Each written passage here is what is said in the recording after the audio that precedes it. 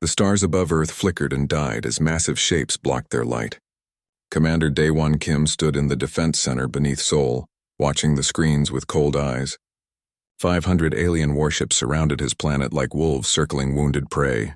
They had come from across the galaxy, united by one purpose: to force humanity into submission. The largest ship hung directly above the Pacific Ocean. It was 10 kilometers long, covered in weapons that could turn cities into glass. A message came through on all frequencies. The alien voice was deep and filled with contempt. Humans of Earth, I am Cormix of the Vrelthian Empire speaking for the Galactic Council. You have expanded too far too fast. You have built colonies without permission. You have taken resources that do not belong to you. Now you will face consequences. You have 48 hours to surrender your military forces and accept Council rule. Refuse, and we will burn your world until nothing remains but ash and regret. The transmission ended. Across Earth, people gathered in streets and homes staring at screens showing the alien fleet. Fear spread like wildfire. Parents held children. Leaders made emergency broadcasts calling for calm. But everyone knew the truth. Earth's small defense fleet could not fight 500 advanced warships. Humanity was about to be conquered. Commander Daewon issued orders that seemed desperate. He pulled back orbital defense platforms. He ordered evacuation of space stations. He sent Earth's 40 warships to defensive positions close to the planet. To anyone watching, it looked like humanity was preparing for a last stand they could not win. In the streets of Seoul, Tokyo, New York, and Mumbai, crowds watched the sky with dread. Some prayed, some wept, some simply waited for the end. But in a secure bunker beneath the city, Dr. Hana Lee sat alone in a dark room, watching different screens. These screens did not show the alien fleet above Earth. They showed empty space far beyond the solar system. She typed a single message into her terminal. The flower blooms at midnight. Across Earth and in hidden places beyond, that message was received by people who had waited years for it. They did not panic. They did not despair. They smiled. 50 years ago, humanity made first contact with alien life. It was not the peaceful meeting that dreamers had hoped for. The Galactic Council came to Earth with smiles and promises, but their words hid threats. They explained how the galaxy worked. Strong species ruled. Weak species served. Earth was very, very weak. The Council offered protection in exchange for obedience. They would allow humans to exist as long as humans stayed in their small corner of space and gave the Council whatever resources they demanded. Some Earth leaders wanted to accept. Better to live as servants than die as rebels. But others saw something the aliens missed. The Council was arrogant. They believed their own power made them wise. They looked at humanity's conflicts and divisions and concluded that humans were chaotic and foolish. They saw Earth's simple technology and decided humans would always be inferior. Those Earth leaders made a secret choice. They would let the Council believe whatever they wanted. While the aliens watched and laughed, humanity would prepare. They would prepare for war. Dr. Hana Lee had spent 30 years building the network that would make this moment possible. Her agents lived on alien worlds, learned alien languages, and discovered alien secrets. Her intelligence network reached into every corner of Council space. She knew which species hated their Vrelthian overlords. She knew which alien generals were corrupt. She knew where the Council kept its weapons and where it hid its crimes. All of that information waited, ready to be used. Commander Daewon watched his screens show the alien fleet tightening its formation. They were preparing for battle, confident that humanity would either surrender or be destroyed. He touched a button on his console, opening a secure channel. "Admiral Park," he said quietly. "Status report." The voice that answered came from somewhere far beyond Earth, somewhere the aliens could not detect. "All Ghost Fleet vessels are in position, Commander. We have been waiting a long time for this. Give the word and we will show these fools what it means to surround humanity." Daewon allowed himself a small smile. "Not yet, Admiral. Let them think they have won. Let them move closer. Let them feel confident. Then we will teach them that surrounding someone only works if you know where everyone is." He closed the channel and returned to watching the alien fleet. They were moving now, positioning themselves for attack.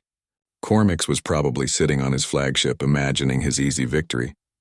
The alien commander had studied humanity for years, but he had learned nothing true. He saw only what he expected to see. That would be his fatal mistake. On screens that only a few dozen people on Earth could access, new signals began to appear. They were faint and strange, not like normal spacecraft signatures. They appeared in a sphere around the alien fleet, hundreds of them in perfect positions. The aliens could not see them. Their sensors were not designed to detect these kinds of ships, but they were there. They had been there for months, waiting in absolute silence. 300 human warships built in secret, powered by technology the Council did not know existed. They floated in the darkness like patient sharks waiting for the signal to strike. Dr. Hana Lee began her work. She started broadcasting information across Council frequencies, records of Relthian war crimes, proof of broken promises, evidence of betrayal. The seeds of doubt began to grow among the alien fleet. The countdown continued. 48 hours until the ultimatum expired. 48 hours until the aliens would learn that Earth had been ready for them all along. 20 years ago, engineer Wu Jin-han sat in a laboratory on Mars, staring at equations that refused to make sense. He was trying to solve an impossible problem. How could humanity build ships that could cross space without being detected? Normal faster-than-light drives created bright flashes when ships entered and exited FTL travel. Any alien with basic sensors could track them, but if humanity wanted to survive in a hostile galaxy, they needed to move without being seen. They needed to become ghosts. Wu Jin worked for 6 years before he found the answer. Instead of tearing a hole through normal space, his quantum tunneling drive created microscopic wormholes. The ship would slip through reality itself, moving from one point to another with barely a whisper of energy. It was slower than conventional FTL, but it was almost impossible to detect. When he presented his prototype to Earth's Secret Defense Council, they gave him unlimited resources. Within 5 years, humanity had built its first stealth warship. Within 15 years, they had built 300. Captain Bo-Ra Choi commanded one of those ships, the Silent Dawn. For 8 months, she and her crew had lived in absolute silence, floating in the darkness beyond Neptune. They could not use active sensors. They could not send radio signals. They could not make any sound or light that might give away their position. They lived like submarines in an ocean of stars waiting. Every member of her crew volunteered for this mission. They knew they might wait years in the dark. They knew they might never see home again. But they also knew that Earth's survival depended on people willing to disappear. Now, as the alien fleet surrounded Earth, Bo-Ra watched her screen show hundreds of other stealth ships taking their final positions. They formed a perfect sphere around the alien armada. The hunters had become the hunted, but the aliens did not know it yet. Colonel Yeon-Soo Kang had an even harder job than Bo-Ra. She commanded the reconnaissance teams that lived among the aliens. 30 years ago, she volunteered for a mission that required her to leave Earth and never return. Medical teams altered her appearance, changed her biology, and filled her with implants that would let her pass as an alien hybrid. Then they sent her into Council space. She spent 5 years on the Vrelthian homeworld working as a translator. She learned their language perfectly, studied their culture, and made friends with people who would happily destroy Earth. It was the loneliest mission imaginable. Every day she pretended to be someone else. Every night she sent tiny encrypted reports back to Dr. Hana Lee's network. She was not alone. 300 other humans lived scattered across Council worlds, all of them pretending to be something other than human. Some were soldiers. Some were scientists. Some were teachers or merchants or artists. All of them were spies. They built a web of information that stretched across the galaxy. They learned Council military codes. They discovered which alien generals were corrupt. They found Council weapons depots and supply routes. They identified every weakness in the alien empire. When the Council fleet surrounded Earth, those agents activated. They began sabotaging communications. They spread rumors and leaked secrets. They turned the Council's own systems against it. Back on Earth, Dr. Hana Lee coordinated everything from her bunker beneath Seoul. She had screens showing her agents across dozens of worlds. She had real-time information about Council fleet movements, supply problems, and internal conflicts. She knew things that Cormix, sitting on his flagship, did not know about his own fleet. One of her most important agents was Lieutenant Hyunwoo Nam. He had spent 3 years on a Saurian warship serving as a maintenance technician. The Saurians were reptilian aliens who had joined the Council reluctantly. Many of them disliked Vrelthian arrogance, but they feared Vrelthian power more. Hyunwoo made friends with his Saurian crewmates. He learned they were not bad people. They had families and hopes and fears like anyone else. Many of them did not want this war. They had been told that humans were dangerous expansionists who threatened the galaxy. But as Hyunwoo worked alongside them, they began to question that story. When Dr. Hana's information campaign started broadcasting evidence of Relthian crimes, Hyunwoo made sure his Saurian friends saw it. He showed them proof that the Vrelthians planned to keep all of Earth's resources for themselves. He showed them that this invasion was not about protecting the galaxy. It was about greed. Captain Trilnix commanded Hyunwoo's ship. He was an old Saurian warrior who believed in honor and justice. When he saw the evidence, his scales flushed with anger. He began quietly contacting other Saurian captains, sharing what he had learned. Doubt spread through the Saurian fleet like poison. All of this happened while Earth appeared helpless. Commander Daewon continued pulling back defenses, making it look like humanity was preparing for defeat. Every action seemed desperate. Every decision seemed like the choice of a losing side. But each movement was calculated. Each retreat positioned Earth's forces exactly where they needed to be. The orbital defense platforms that seemed to be withdrawing were actually forming a defensive grid of incredible power. The warships pulling close to Earth were not cowering. They were waiting. Admiral Taesung Park watched everything from his hidden command ship, far beyond the solar system.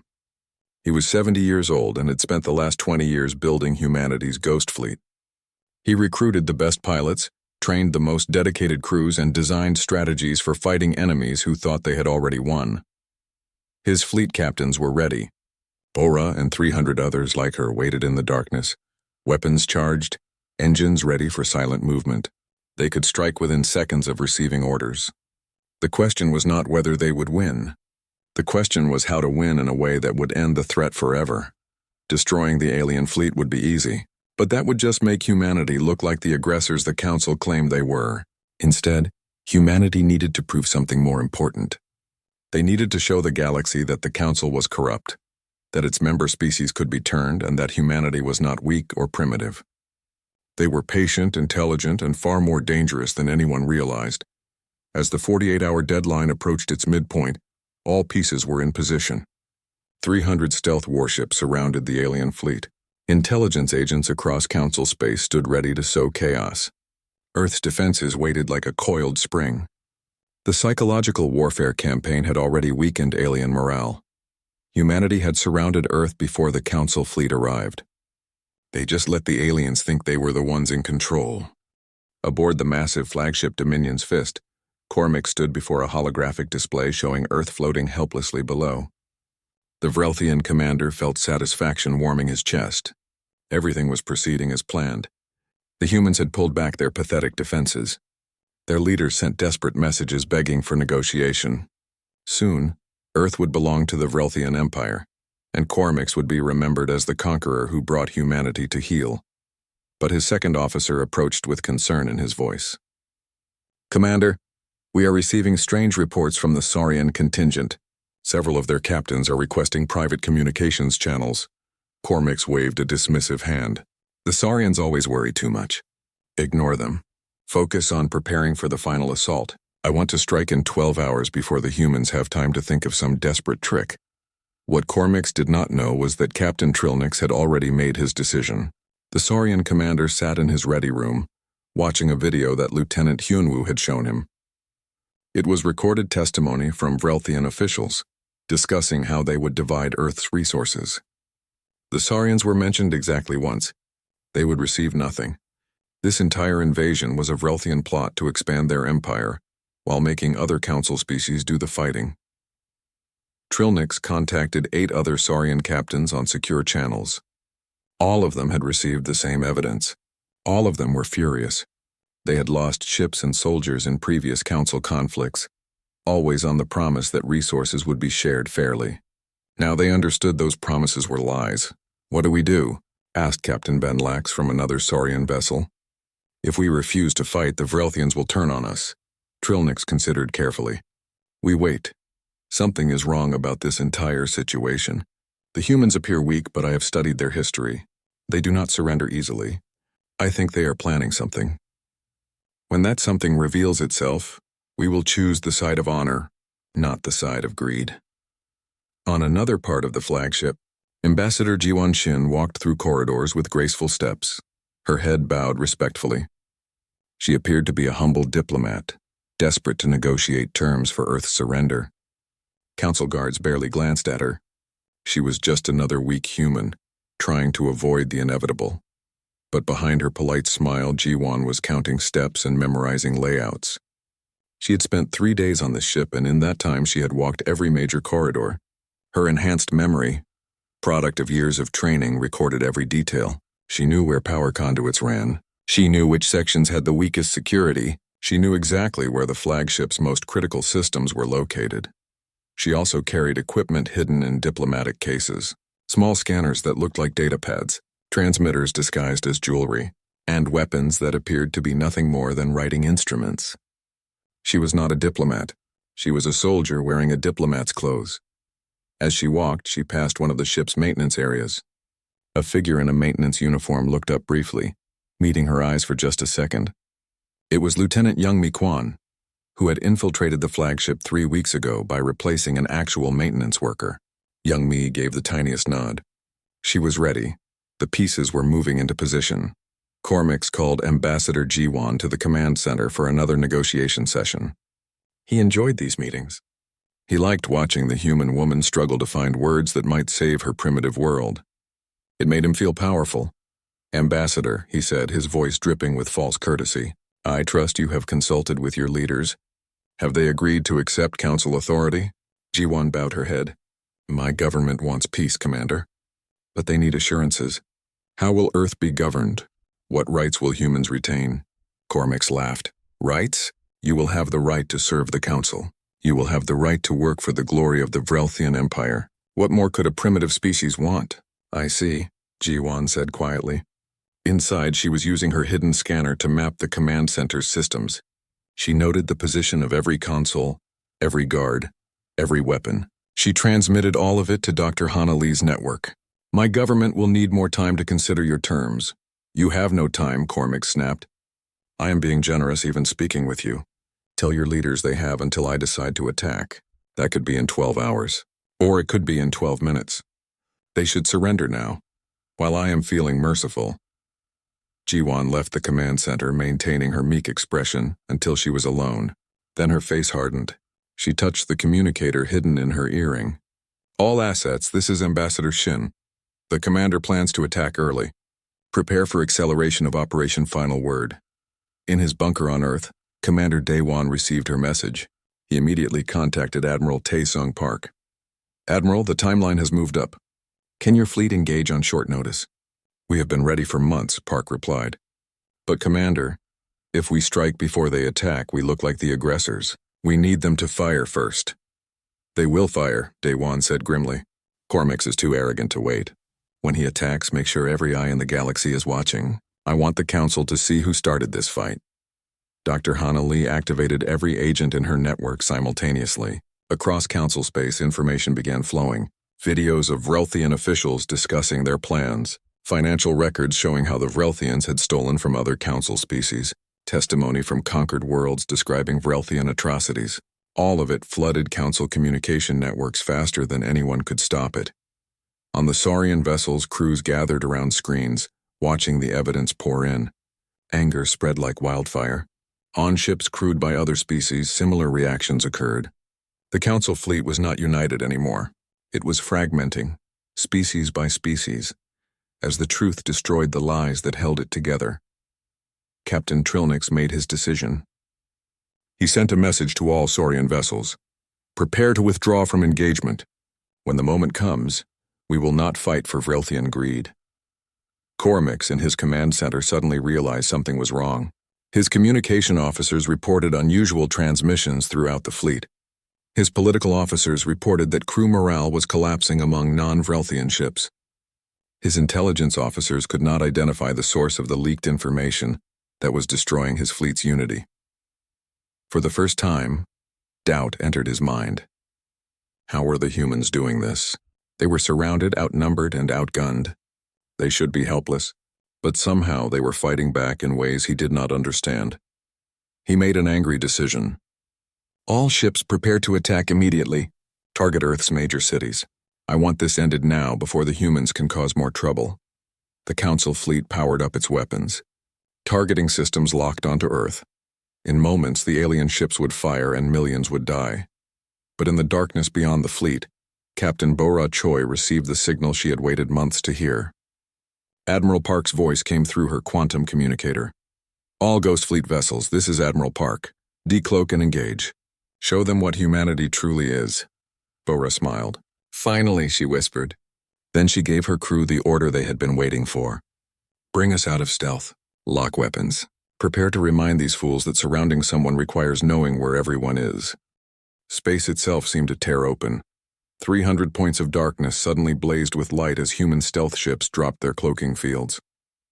They appeared everywhere at once, surrounding the Council fleet in a perfect sphere. The aliens who thought they were the hunters suddenly realized they were prey. Captain Bora Choi's Silent Dawn materialized less than 5 kilometers from a Vrelthian cruiser. The alien ship's sensors screamed warnings, but by the time their crew could react, it was already too late. Bora's weapons officer fired a precise electromagnetic pulse that fried every system on the cruiser's starboard side. The alien ship went dark, tumbling slowly in space, its crew trapped inside a metal coffin. Across the battlefield, the same scene repeated hundreds of times. Human ships appeared at point-blank range, fired disabling shots, and moved on to the next target. Their movements were synchronized with impossible precision. While Council ships struggled with communication delays of several seconds, the human fleet operated as a single organism, their quantum communication network allowing them to react instantly to any threat. Tactical Officer Min Ho Yoon coordinated the attack from his station on Admiral Park's command ship. His screens showed the entire battlefield in real time. Every human ship appeared as a green dot, every alien ship as red. As he watched, red dots began turning gray as Council vessels were disabled one by one. Target their engines first, their weapons second, he transmitted to all fleet captains. We are not here to kill. We are here to prove a point. The human weapons were unlike anything the Council had seen. Railguns accelerated projectiles to a fraction of light speed, punching through alien hulls with surgical precision. Laser systems cut through shields that were designed to stop energy weapons, and the electromagnetic pulse weapons simply shut down entire ships without destroying them. On the Dominion's fist, chaos erupted. Cormix watched in horror as his fleet was taken apart, like a machine being disassembled by an expert engineer. His communication officers shouted conflicting reports. His tactical screens showed human ships appearing where nothing should exist. His weapons officers fired wildly, but the human ships moved with grace and speed that made them almost impossible to hit. How? Cormix demanded. How are they doing this? Our intelligence said they were decades behind us in technology. His science officer looked up from her console, her face pale. Commander, their drives are using principles we do not understand. Their weapons are more advanced than ours, and their coordination. It is as if they share one mind. I do not think we can win this engagement. Never! Cormix roared. All ships concentrate fire on the human flagship. Kill their commander and they will fall apart. But Admiral Taesung Park had anticipated this response. His command ship was not the largest or most obvious. It was a medium-sized vessel that looked like any other in the human fleet. By the time the Council forces identified it, Park had already moved it to a new position. Instead, he broadcast on all frequencies. His voice was calm and cold. This is Admiral Park of Earth's Ghost Fleet. You came to our home believing we were weak. You surrounded us believing we were trapped. You made the mistake of thinking that because we appeared primitive, we were helpless. Now you see the truth. You are surrounded. Your weapons are useless. Your fleet is falling apart. Power down immediately or we will continue disabling your ships until none remain functional. In the Saurian section of the fleet, Captain Trilnix had been waiting for this moment. He immediately broadcast to all Saurian vessels. This is Trilnix. The Vrelthians have led us into a trap of their own making. They lied about human capabilities. They lied about sharing resources. They have endangered us all for their greed. All Saurian ships power down weapons and disengage. We will not die for Vrelthian ambition. One by one, Saurian vessels went dark. Then ships from 2 other Council species followed. The fleet that had come to conquer Earth was breaking apart, species by species, as trust dissolved and fear took over. Only the Vrelthian ships and their most loyal allies continued fighting. But they were outnumbered now and outclassed. Human ships danced around them, disabling weapons, destroying engines, but carefully avoiding lethal strikes. This was not a battle. It was a demonstration. Cormix made one final desperate attempt to salvage his invasion. All Vrelthian ships regroup at my position. We will show these primitives what true power looks like. Captain Yoonji Song commanded one of the human bomber wings. She had been waiting for the Vrelthian ships to cluster together. Now that they had done exactly what she predicted, she smiled. All bombers engage pattern Delta. Let us show them what happens when you bunch up. Her wing swept around the Vrelthian formation in perfect coordination. They released specialized munitions that exploded into clouds of metallic fragments. The fragments were not explosive. They were simply thousands of pieces of dense metal traveling at high speed. When they hit the Vrelthian shields, they overwhelmed them through sheer volume. Then the fragments tore through hull plating, venting atmosphere and damaging systems. Within minutes, the Vrelthian formation was crippled. Ships drifted with gaping holes in their sides. Emergency systems struggled to seal breaches. Crew members fought to survive rather than fight the enemy. The battle lasted 17 minutes. When it ended, 400 council ships floated dead in space, their crews alive but trapped, their weapons silent. 50 ships from 3 council species had withdrawn and declared neutrality. Only 50 Vrelthian ships remained even partially functional, and they were surrounded by 300 human vessels that had barely used a fraction of their ammunition. Commander Daewon stood in his command center, watching the victory unfold. Around him, officers celebrated, but he remained quiet. This was only the first step. Winning the battle was easy. Winning the peace would be much harder. Dr. Hana Lee began the next phase of her plan. She transmitted everything that had happened to every major council world. Citizens across the galaxy watched human ships dismantle the proud council fleet with ease. They watched Vrelthian commanders panic and lie. They watched Cormix's arrogance turn to defeat, but they also watched something else. They watched human ships carefully avoiding civilian casualties. They watched human crews rescuing alien survivors from damaged ships.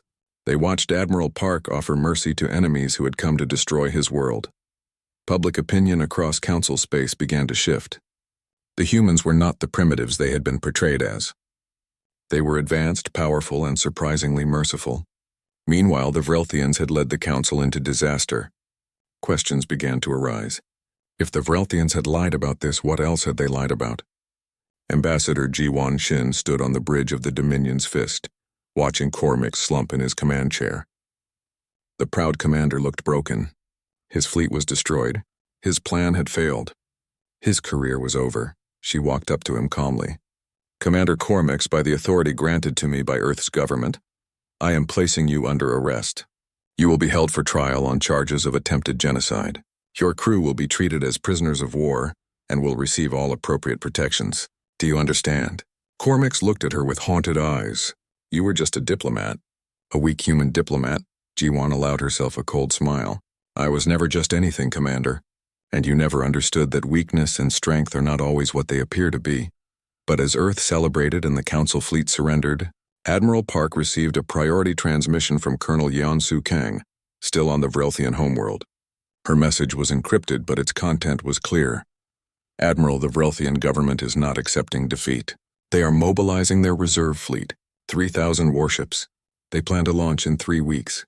They believe they can still win through overwhelming numbers. Request immediate guidance. Park closed his eyes. The battle was won, but the war was just beginning. Ambassador Jiwon Shin did not wait for Cormix's guards to lower their weapons. She moved first. Her hand flashed to the diplomatic pen on her jacket, and in one smooth motion she activated it. The pen was not a pen at all. It was a neural disruptor designed to overload alien nervous systems without causing permanent damage. Blue energy crackled from its tip, and the 2 closest guards collapsed, their muscles locked in temporary paralysis. Behind Jiwon, Agent Sua Park dropped her pretense of being a frightened translator. She pulled 2 compact weapons from her bag and tossed one to Jiwon. These were human-designed energy pistols, small enough to hide but powerful enough to cut through armor. You lied to me, Cormix said, his voice filled with shock and rage. Everything was a lie.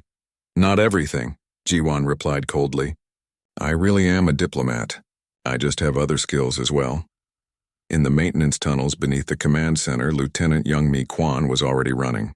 She knew every meter of these passages after 3 weeks of memorizing them. She carried a pack full of specialized explosives, each one designed to disable rather than destroy. Her target was the power conduit system that fed the flagship's most dangerous weapon. She had discovered it 5 days ago, while performing routine maintenance. Hidden deep in the ship's structure was a planet-killer weapon, banned by council law but secretly installed by the Vrelthians. It could fire a beam that would crack Earth's crust and turn the surface into molten rock. Cormix had kept it as his final option, his weapon of last resort. Now, as his fleet fell apart around him, he was preparing to use it. Young Mai reached the conduit junction and immediately began placing charges. She worked with practiced speed, her hands steady despite the situation. Each explosive was set to sever power lines, without causing a chain reaction that might destroy the ship. She needed to disable the weapon, not kill everyone aboard. But even as she worked, she could hear the hum of energy building through the walls. The weapon was charging faster than she expected. She would not have time to place all the charges.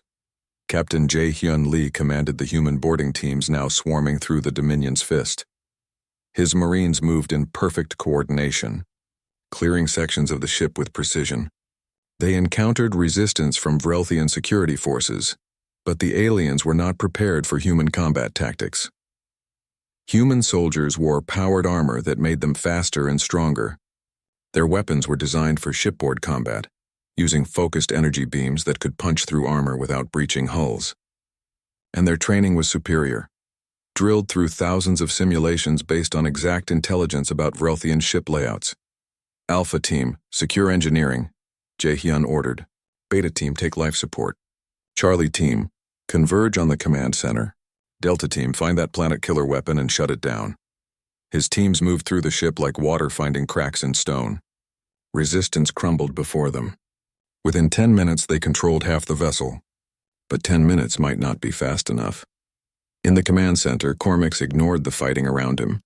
He focused only on his console, entering override codes that would complete the weapon's firing sequence. His hands shook with rage and desperation.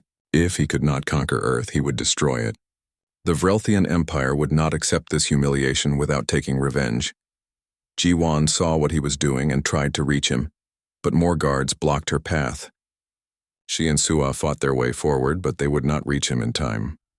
Then the door exploded inward as Captain Jae-hyun's Marines breached it. Armored soldiers poured into the command center, their weapons cutting down the remaining guards. Jae-hyun himself strode through the smoke, his armor making him look like a metal giant. "Stand down, Commander," he said, his voice amplified by his helmet speakers. "You have lost. Do not make this worse." Cormix laughed bitterly. "Worse? You primitive fools have no idea what worse means. But you are about to learn." He pressed the final command. The planet-killer weapon activated. Deep in the ship's core, energy began flowing through the conduits at enormous levels. Lieutenant Youngmi felt the heat building around her. The weapon would fire in less than 3 minutes, and she had only placed half the charges she needed. It would not be enough to stop it. She made a quick decision. If she could not cut all the power, she would redirect it. She pulled out her engineering tools and began physically rerouting conduits, sending the weapon's energy into secondary systems. It was dangerous work. One mistake would electrocute her or cause an explosion that would kill everyone in this section. But she had spent 3 years studying Vrelthian engineering. She knew these systems better than most of the ship's crew. Her hands moved with confidence, disconnecting circuits and rebuilding power flows on the fly. "Commander Kim," she transmitted to Earth. "The weapon is firing. I am attempting to redirect its power, but I cannot guarantee success. Recommend activating planetary shields immediately." On Earth, Commander Daewon received her message with cold dread. The planetary shields were not designed to stop a weapon this powerful, but they were Earth's only chance. "Activate all shield generators," he ordered.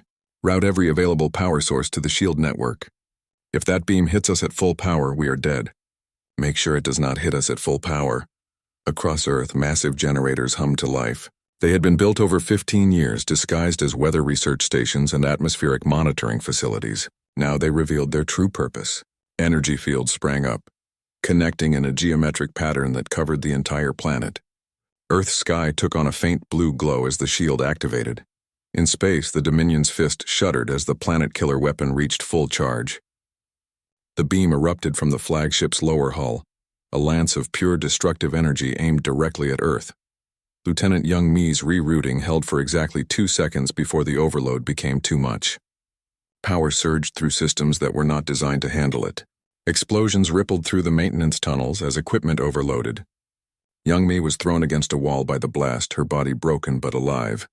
But those 2 seconds mattered. The weapon's energy had been partially dissipated, redirected into systems that burned out under the load.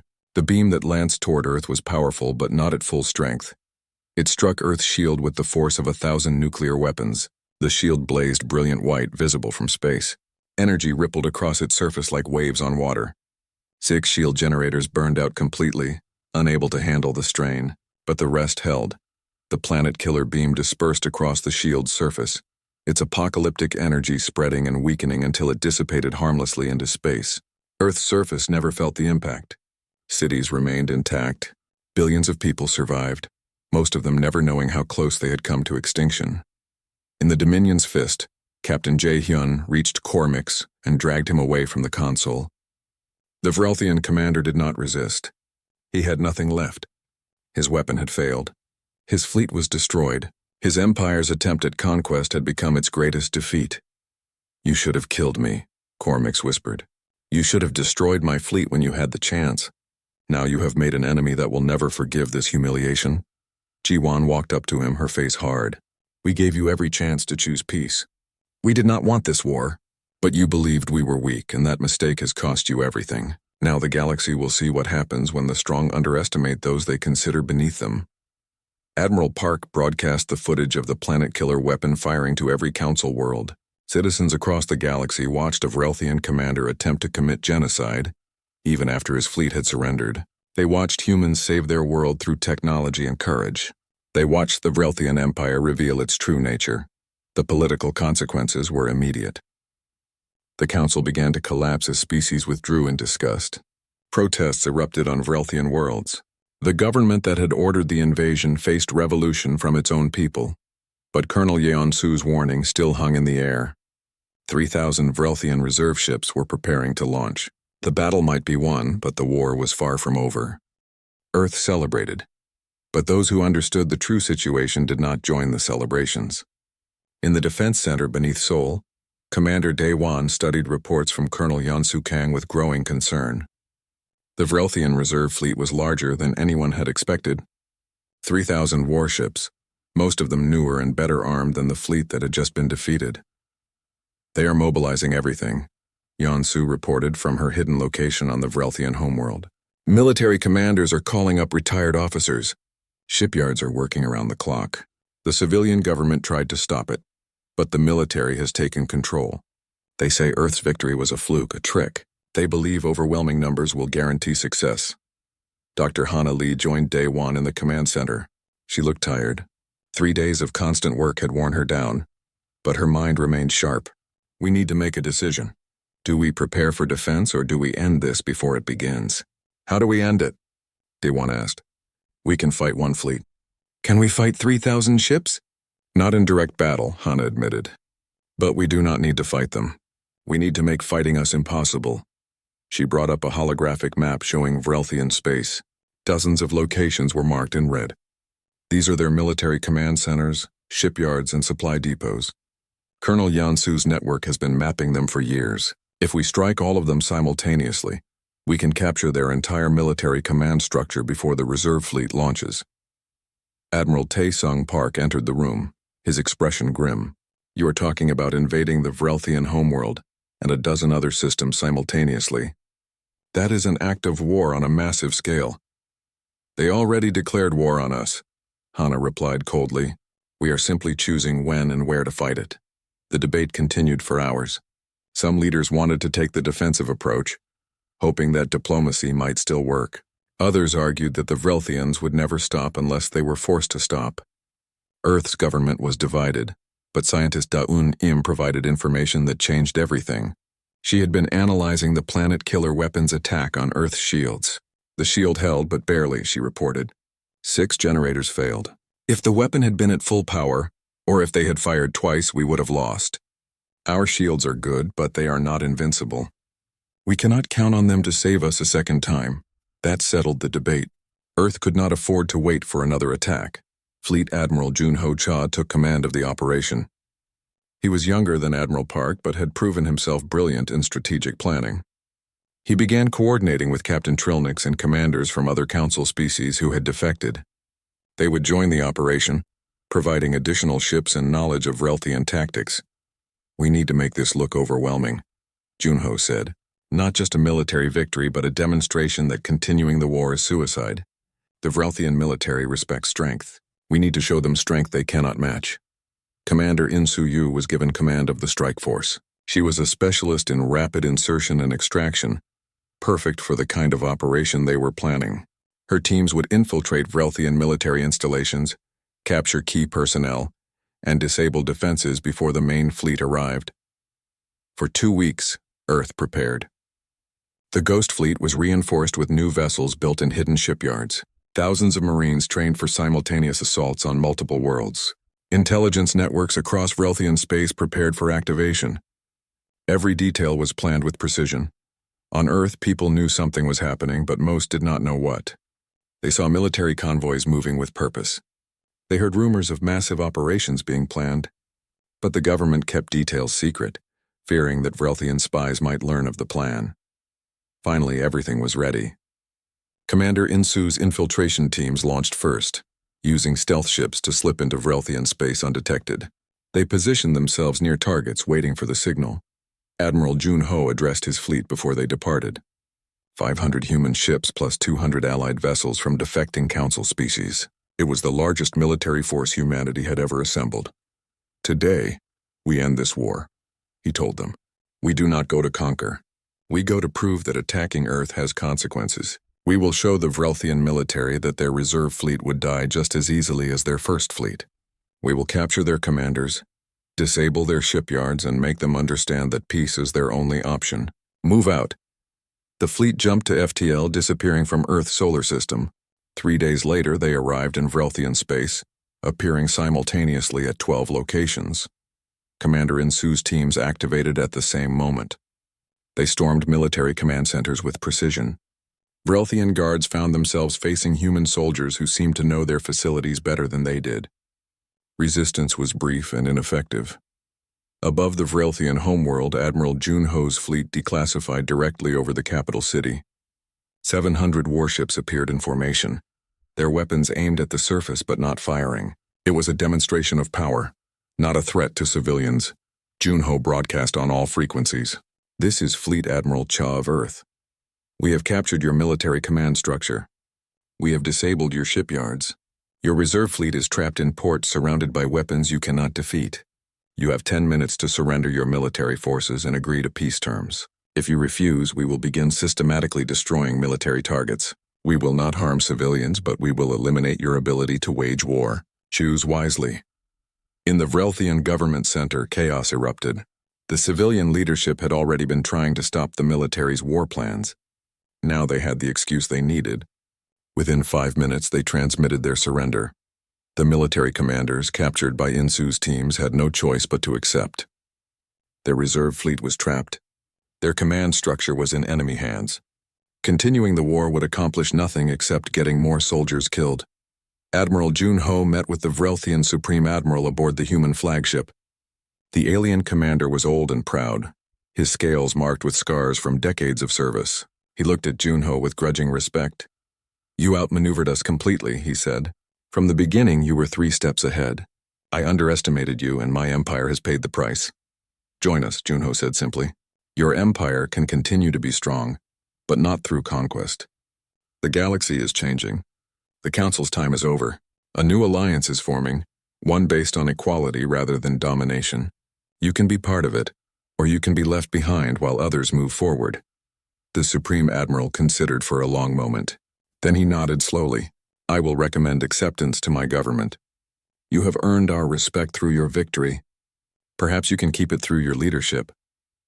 While the military operation succeeded, diplomat Eugene Park worked to build political support for Earth's vision of a new galactic order. She met with representatives from 40 species, many of them eager to escape Relthian control. Her proposal was revolutionary but simple: a democratic federation where every species had equal voice, where military power was controlled by civilian oversight, and where expansion required consent rather than force. Many species embraced the idea immediately. They had suffered under council rule for generations, forced to contribute resources and soldiers for wars they did not want. The promise of equality and representation was intoxicating. Others were skeptical. How could such different species work together? How could decisions be made without strong central authority? Yu-Jin addressed these concerns with patience and evidence.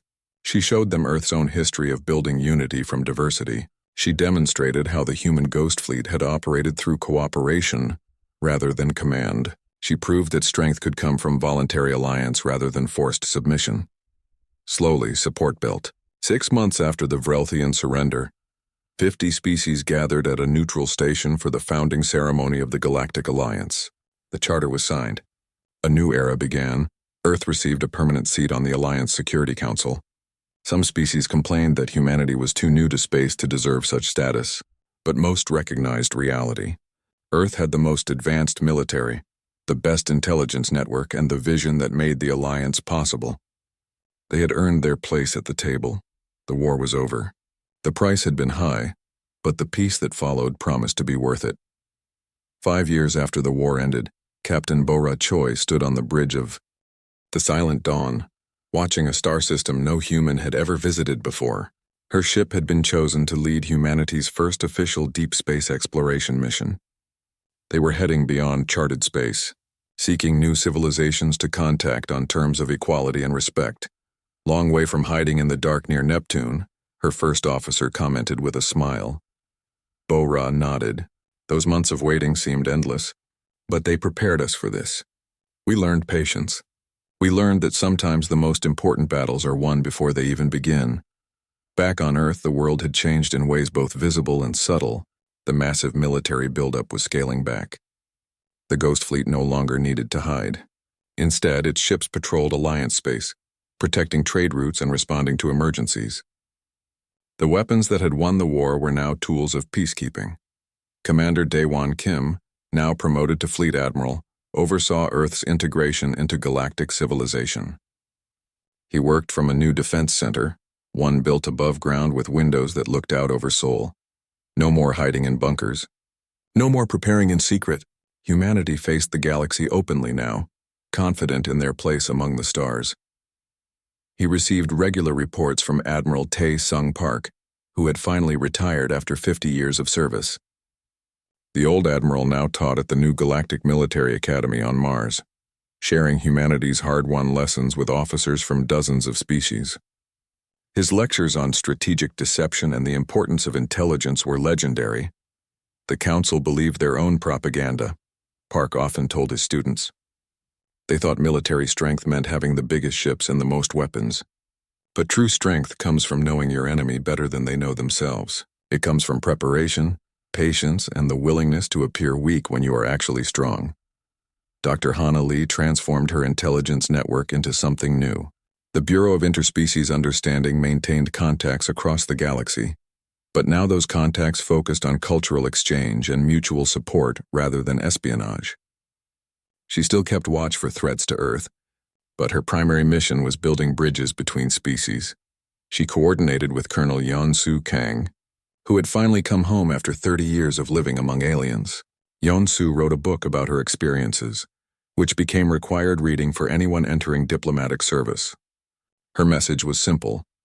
Understanding others requires living as they live, seeing through their eyes, and respecting their perspective even when you disagree with it.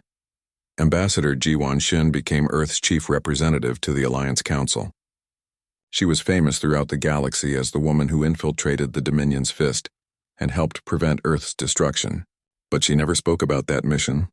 Instead, she focused on her current work, building consensus among 50 species with different values, different needs, and different visions for the future.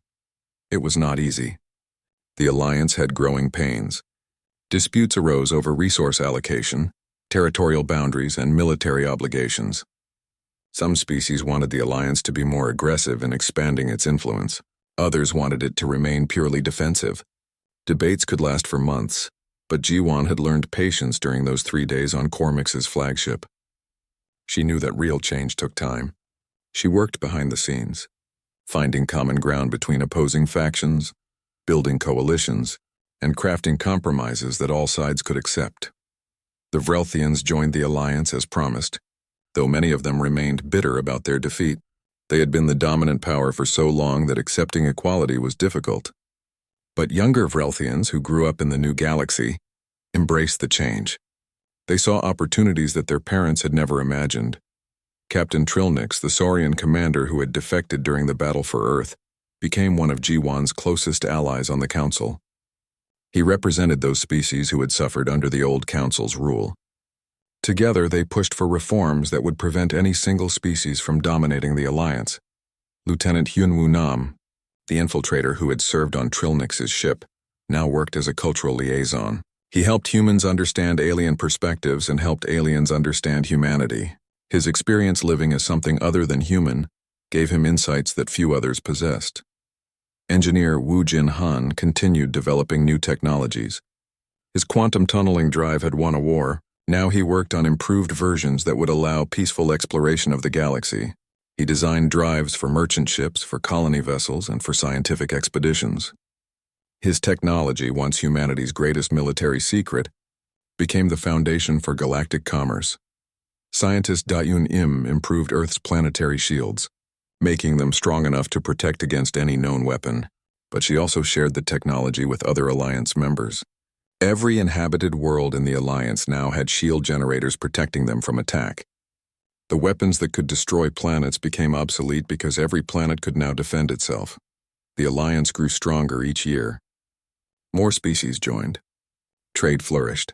Scientific cooperation led to breakthroughs that benefited everyone. Military cooperation meant that pirates and raiders found no safe haven anywhere in Alliance space. But challenges remained. Beyond Alliance borders, other powers watched with concern. Some saw the Alliance as a threat to their own interests. Some plotted ways to divide it. Some prepared for eventual conflict. Fleet Admiral Junho Cha, now the Alliance's supreme military commander, kept watch.